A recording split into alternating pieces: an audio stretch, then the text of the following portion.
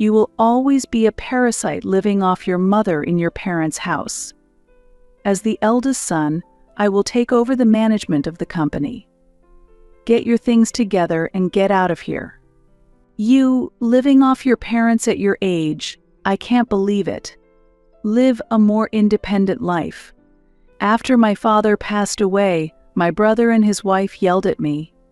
Furthermore, my brother's wife threw water on me from a cup and laughed loudly. Although they don't know, how dare they treat me this way? The designated successor of the company, even before my father's funeral has ended. I can't take it anymore. There is no reason for me to be insulted so unreasonably. I will not let this go. I have vowed to sever ties with these two and retaliate against them by any means necessary. My name is Brenda. I am a 35-year-old company employee living at home. While supporting my mother who overcame a serious illness, I lead a busy life. I had a faint hope of getting married by 28 and having children by 30. But now that I have missed my chance to marry, I have decided never to marry and have become a strong woman living alone. What I look forward to is enjoying a parfait with my mother at a new cafe nearby on the weekends. Mom, shall we go to the cafe this weekend? I heard from the neighbors that they have a new strawberry parfait. Don't you want to try it? That sounds delicious. Let's go. I'm looking forward to it. It seems that my mother also enjoys going out with me. Weekdays are so busy that there is no time to rest, but having something to look forward to is what keeps me going. Then it's decided. We have to do our best until Saturday. And Mom, don't overdo it. My mother underwent heart surgery 3 years ago. At one point, we even prepared for a sad farewell due to a life expectancy announcement, but she has recovered at an astonishing rate and is still with us today. She goes to the hospital every 2 weeks for regular checkups and treatments, and although she takes a lot of medication daily, she's been able to live healthily by making exercise a habit. Brenda, thank you so much. Because of you, I've been able to stay healthy. I thought it was all over at that time, but I'm really glad I worked hard on the treatment. She usually has to restrict her diet, but once a month, the doctor allows her to enjoy whatever she likes. My mother looks forward to using this opportunity for outings with me. You might think it's odd for a 35-year-old still living at home to enjoy outings with her mother, but I am very happy now, and it's precious time for me. My father isn't very talkative, but he always seems to enjoy listening to our conversations. The exchanges between you and Brenda are like a comedy sketch. It's entertaining to listen to. We're just enjoying some girl talk. Why would it be a comedy sketch? My father runs a company and works hard, so he returns home exhausted every day. His routine is to relax on the living room sofa watching TV after having a beer and a little snack. Currently, he delegates some of the work to employees, and it seems he doesn't have as much physical strain as before, but he used to handle everything by himself. I am proud of my father who works hard for our family every day. However, recently he has been having some days when he's not feeling well, and it wouldn't be surprising if he named a successor due to his age, but for some reason he is reluctant to do so. Hey Dad, don't you plan to let Philip take over the company? You seem pretty exhausted, don't you? I have an older brother, Philip, who is 2 years older than me. I've always thought it would be better for my father to hand over the company to someone else. I will never let Philip take over. I'd rather hand it over to someone else than give it to him. Okay, I understand. Originally, my father and my brother did not get along well, and they have been clashing frequently since my brother became an adult. It seems that their relationship has not improved even now. If I let him manage the company, it would be ruined within a month. He doesn't just lack business knowledge, he's also too reckless with money. I can't entrust the company to someone like that, my father said angrily. I had wondered what had happened between them, but when I asked my mother, she mentioned that my brother Philip had some financial troubles during his college years. At that time, the financial situation was tough until the company took off, so I chose to attend a less expensive public high school to support our family. However, Philip attended a costly private school and spent his time playing without working part-time. Even after Philip became an adult, my father asked him several times to help with the company. Why should I help out with such a failing company? You started it because you liked it, so deal with it yourself, he refused. Moreover, Philip repeatedly used the company's money for his nightlife, eventually becoming uncontrollable. It seems my parents didn't want to show me their struggles and had kept quiet about my brother's issues for a long time. I wonder why Philip became so selfish. We raised both the same way, and we didn't spoil him in particular, my mother said sadly. Indeed, Philip was always full of complaints and sarcasm, and had a narrow-minded personality. This year, Philip turned 37 and is set to marry his girlfriend, who is 7 years younger than him, after a long relationship. Just a week ago, I received a call from him saying he would come to greet us. However, he called me instead of our parents. Next week, I'm bringing my girlfriend over. It's a visit with the intention of marriage, so I can't invite her to a messy house, right? So make sure to tell Dad and Mom to prepare for hosting us and tidy up, he said. Why are you telling me this? Why don't you talk to them directly? I didn't quite understand Philip's motive, and his way of speaking was as unpleasant as ever. It didn't sit right with me to relay this, but to avoid a sudden visit without our parents knowing, I decided to tell them the same day. Philip is getting married. He said he's coming next weekend with her for the greetings, so we should clean the rooms and prepare to host them. He should have said it himself instead of asking me. His character hasn't changed a bit, I told them. My parents sighed heavily and were silent for a while. However, my parents hoped that if the marriage went well, he might visit less frequently and spend less money.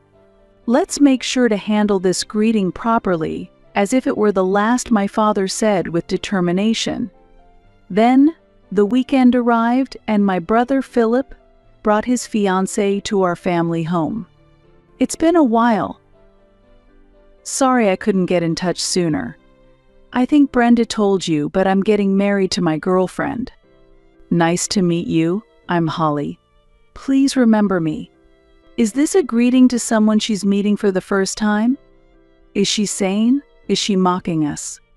Following my brother, his fiancée Holly introduced herself in a miniskirt and heavy makeup, greeting us with a smug attitude and a smirk. The situation was hardly appropriate for a marriage introduction, and while our family was stunned, Philip seemed completely unconcerned about her, making them a matching pair in a way. Amid the tense atmosphere, my mother tried to lighten the mood by asking Holly, "Do you work somewhere?" which only made Holly angry. Huh? Work? I'm not working right now, but is there a problem? I aim to be a housewife, and I have no intention of working after marriage, so I won't be helping out at your company. Despite no one in the family having mentioned my father's company, she provocatively threw that out. Her words clearly angered my parents and me, but we decided not to stoop to their level and silently endured the situation. After they left, we discussed our feelings thoroughly. What on earth was that fiancé thinking? She spoke as if she was looking down on my company. What does he see in such a rude and presumptuous woman? It's really terrible. Are all people these days like that?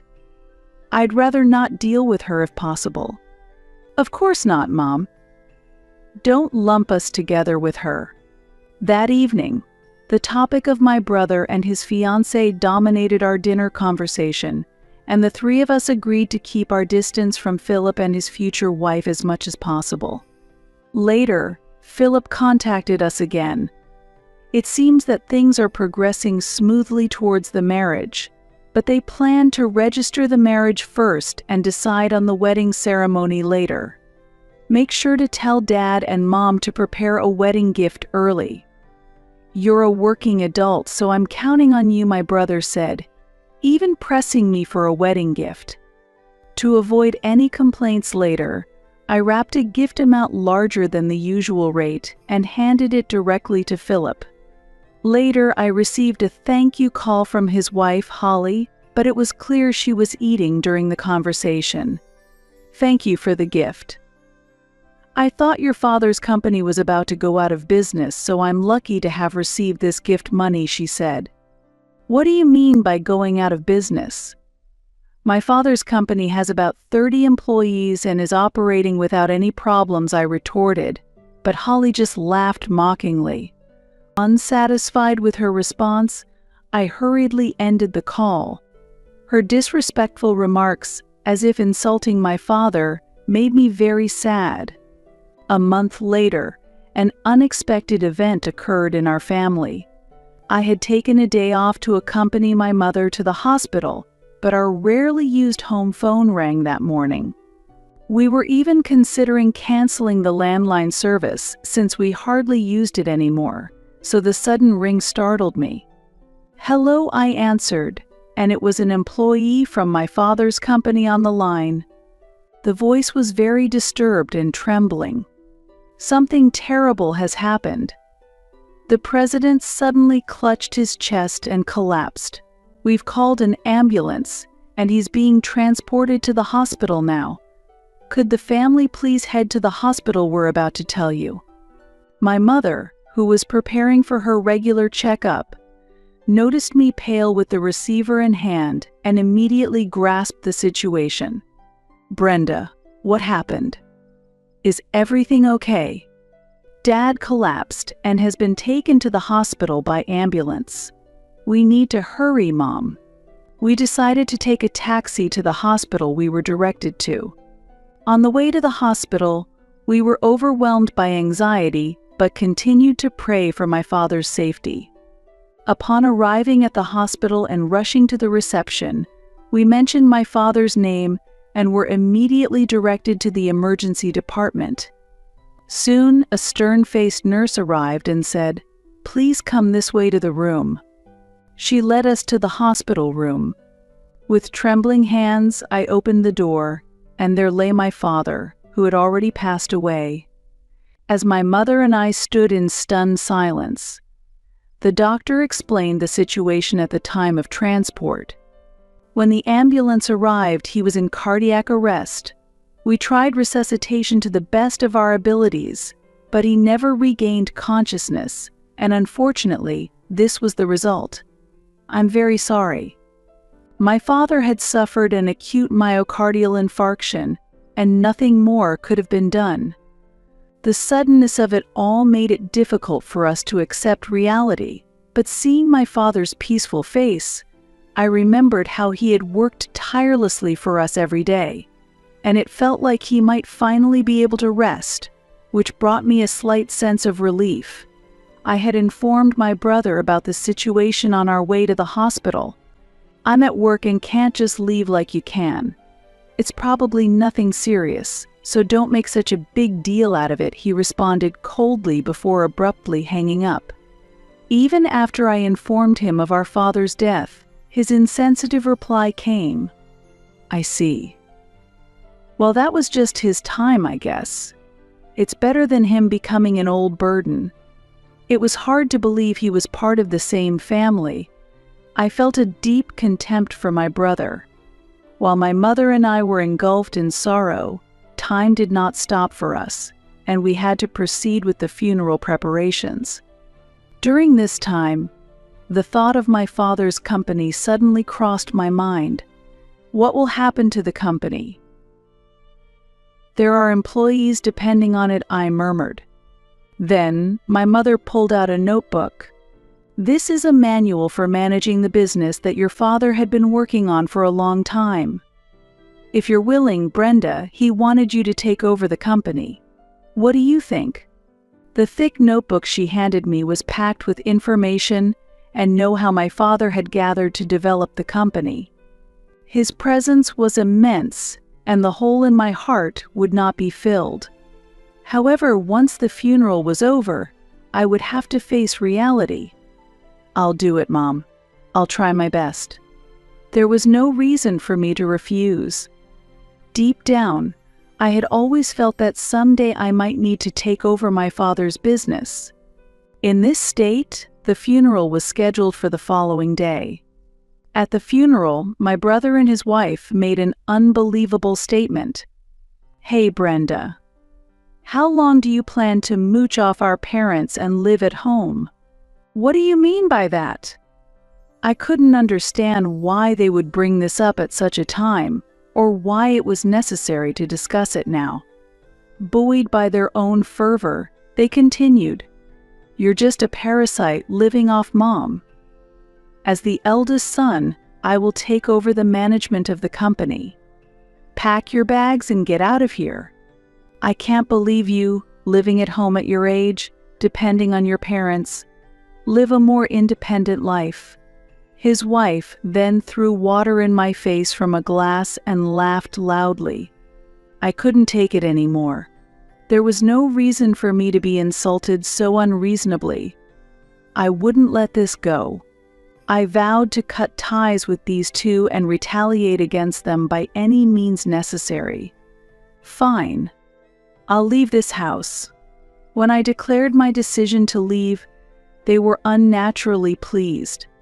Now Dad's company and the house will be mine. Plus, if we live with Mom, we can manage her pension. "That's right, Philip. What a great idea. We'll be rich, and if you're the president, I'll be the president's wife. Doesn't that sound wonderful?" They were gleefully discussing their future. To maximize their discomfort, I decided to keep the fact that I would be taking over the company hidden until after the funeral. Revealing it now would ruin everything. Pretending to be upset, I packed my bags and left the house as they had demanded. During the funeral, Philip pompously told my father's employees, "From now on, as the eldest son, I will be taking over the company. Please support me." Even as everyone was mourning my father's passing, Philip continued with such remarks, completely ignoring the mood of the gathering. "He's hopeless." My mother sighed, dismayed. Only my foolish brother and his wife remained unaware of the entire truth. Even after the funeral ended smoothly, the busy days continued with various administrative tasks. During this time, I noticed over 100 missed calls and messages left on my answering machine from my brother. I decided to answer the next call. "Hey, what the hell did you do? When I went to Dad's company, they told me the next president is his daughter. I haven't heard anything about this. I am the president. I've even quit my job at the other company." My brother ranted in anger, his statements disjointed, showing he didn't understand the situation he was in. He had excitedly gone to the company to introduce himself as the new president, only to be coldly received and pitied by all employees. How could Dad leave his precious company to someone like you who only thinks about himself? "And I heard you and your wife are deep in gambling debts." "What? How do you know that?" "I haven't told anyone." In reality, when I resigned from my previous job, I had mentioned taking over my father's company. When you have a sibling, it's a good idea to do a background check.